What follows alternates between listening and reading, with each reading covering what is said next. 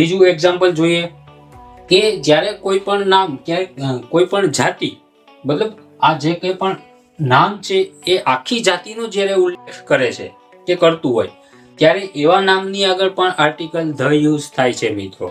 એટલે કે the cow is a holy animal, ગાય એક પવિત્ર પ્રાણી છે, બરોબર.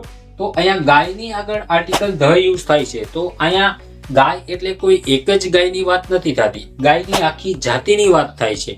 જે કોઈ પણ ટોટલી બધી ગાયો છે એ જ, એવી નહીં કે ભાઈ આ ગલીમાં એક ગાય છે એ જ ગાયની વાત થઈ, આખી જાતિની વાત થાય છે.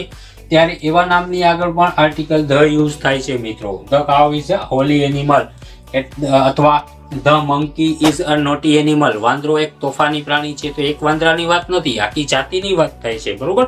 આપણે એવું બોલતા હોય છે સમગ્ર જાતિનો ઉલ્લેખ કરીને કે ભાઈ મંકી વાંદરા હોય છે એ તોફાની જ હોય છે, તો the monkey is a naughty animal, બરોબર. તો ધ મંકી ત્યાં યુઝ કરતા હોય છે.